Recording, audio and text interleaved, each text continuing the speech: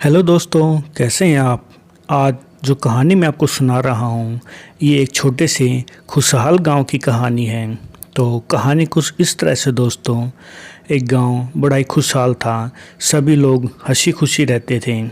तभी क्या होता है दोस्तों, वहाँ एक परिवार उस गांव में रहने के लिए आता है और उस परिवार को देखकर सभी गांव वाले बहुत खुश होते हैं, क्योंकि वो परिवार कोई और नहीं, उनके ज़मींदार की पुराने परिवार होता है, जिसमें उस ज़मींदार का बेटा भी होता है और वो उसी गांव में आकर रहने लग जाता है, जिससे गांव वाले बहुत खुश होते हैं।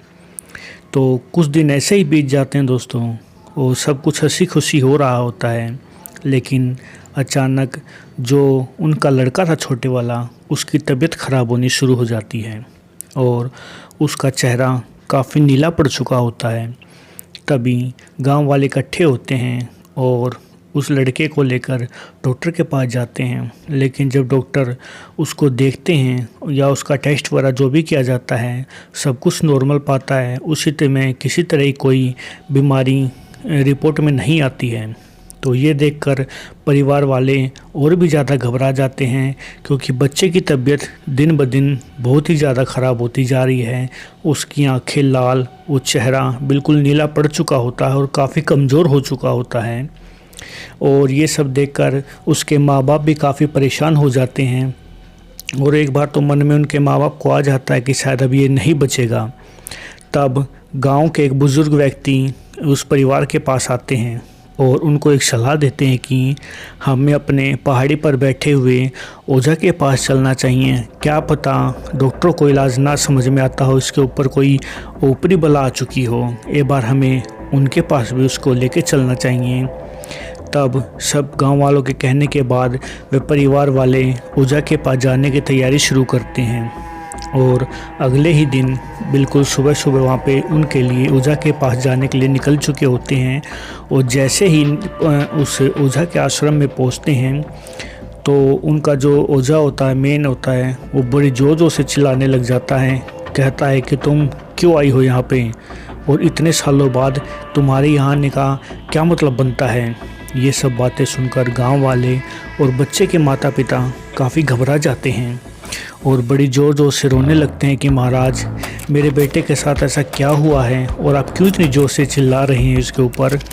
तब वो कहते हैं कि तुम्हारे बेटे के ऊपर एक चुड़ैल का साया आ चुका है और वो इसे मारकर ही दम लेगी। तब वो कहते हैं कि महाराज, क्यों, मैंने और मेरे परिवार ने या मेरे बेटे ने उसका क्या बिगाड़ा है। तब वो कहते हैं कि तुमने कुछ नहीं किया। जो तुम्हारे दादाजी थे, उन्होंने एक लड़की को सिर्फ एक मामूली सी बात के कारण उसको ज़िंदा जला दिया था, और जिस समय उसको जलाया था वो गर्भवती थी, जिससे वो और उसका बेटा दोनों जलकर मर गए थे। अब वो उसका बदला तुम्हारे बेटे से लेना चाहती है और उसने ये ठान लिया है कि तुम्हारे बेटे को जान से मारेगी और अपना बदला पूरा करेगी। तब उसके परिवार वाले ओझा के पैरों में गिर जाते और कहते हैं कि किसी भी तरह करके मेरे बेटे को बचा लीजिए, हम इसके बिना जीवित नहीं रह पाएंगे। तब ओझा तंत्र मंत्र और अपनी जितनी भी शक्ति होती है वो अपनी सारी शक्तियां लगा देता है और फिलहाल के लिए उस छोटे मासूम बच्चे के शरीर से उस चुड़ैल के साए को निकाल देता है। और बच्चा जैसे ही साया निकलता है, बच्चा बिल्कुल नॉर्मल हो जाता है। उसकी आंखें जो लाल थी नॉर्मल हो जाती हैं, वो चेहरा भी ठीक ठाक हो जाता है। लेकिन दोस्तों, उनको परिवार को ये नहीं पता था कि ये तो बस अभी शुरुआत है।